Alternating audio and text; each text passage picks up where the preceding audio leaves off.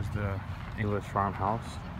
You can see it right there. It says something 1692. It's the, I forget what this calls for, woodworking to grab what you're working on and be able to work with it. Nice wooden mallet there. Nice wash basins.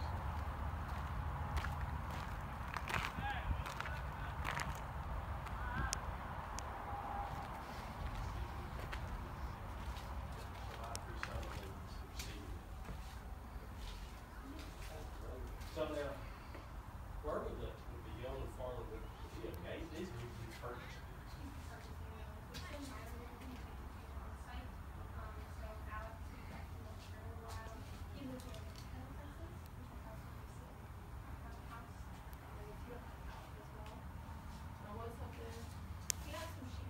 Is that part of the farm? Yes. Yes. We actually have an 8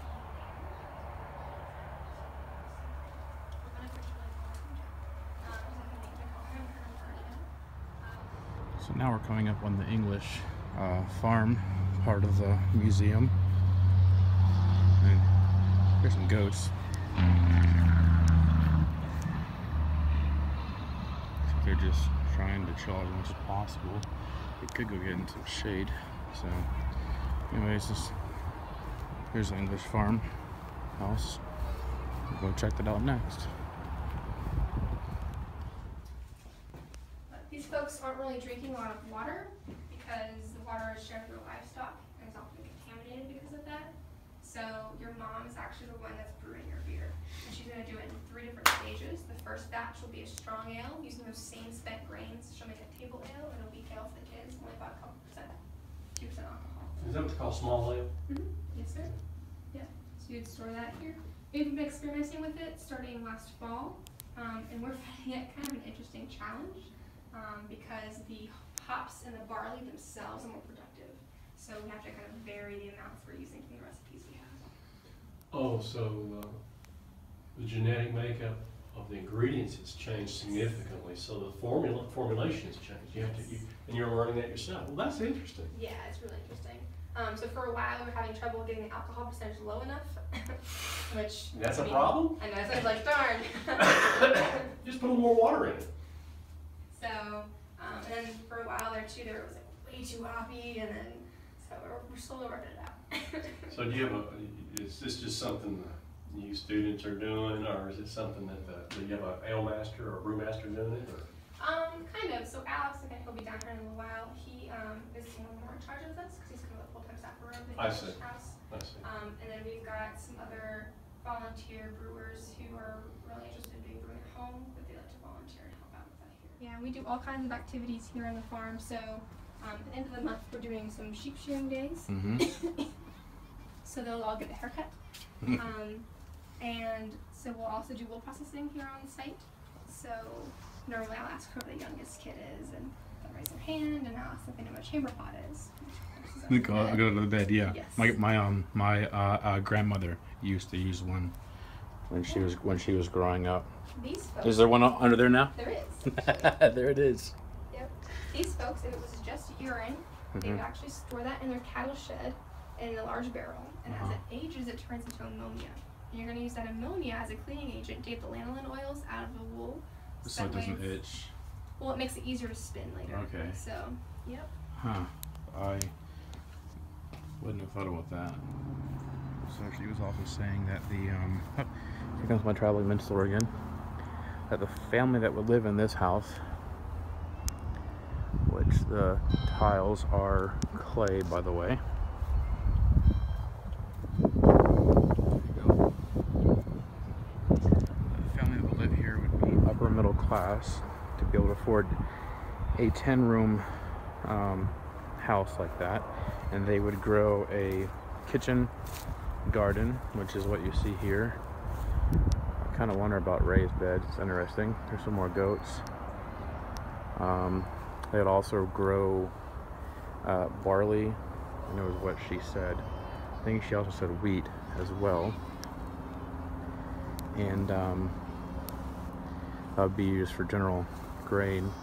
And then the kitchen would be over here, and then kitchen garden, I mean, and then the farm for the livestock is over there.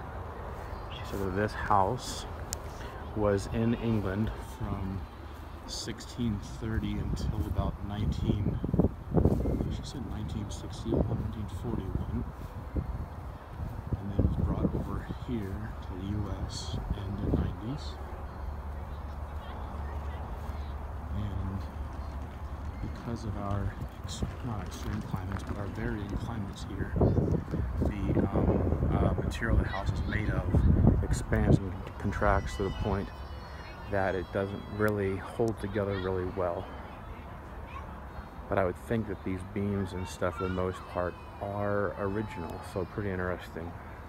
She was also saying how this is what they used in Jamestown in the 1600s, and they later switched over to, once they discovered that the Virginia climate did not work well with this material and this makeup and this construction, they switched over in about the 1700s to the log cabin style, which is what most people are probably more used to and see more often. So, I guess this is a pond, she was saying. I heard in the video earlier, she was saying that the water was reserved for livestock. The livestock would pollute it too much where humans couldn't drink it, so they would make their own ale for the kids. So it was interesting that the mother would make the ale. Alright, I'm gonna walk up to the next one. So off the gravel. This is the livestock part of the farm. There's no livestock in it right now, but she said that they just had a lamb that was born. It's a male, so they will not keep it. Probably sell it to the farm. But I guess here's the sheep right here. Actually, they're smart. They're staying in the shade.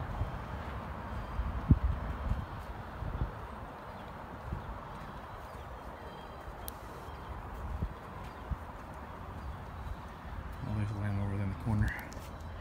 Right there, if you can see it that well. Right there, there's the lamb. It's a male. And she said they're going to get sheared at the end of this month, which will be good because they're rather warm right now. There's the storage shed, I guess.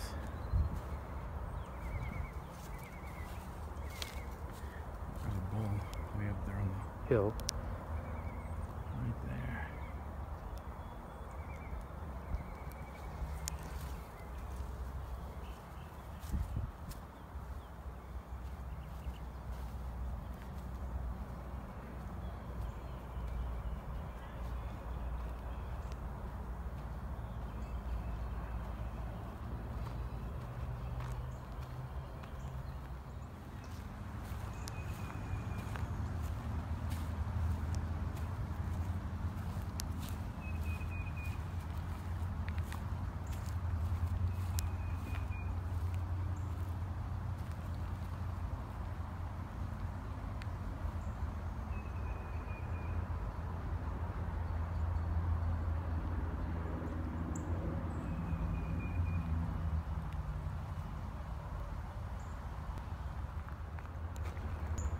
This erosion control wall right here made of stone. I like that. It's like the spring daffodils.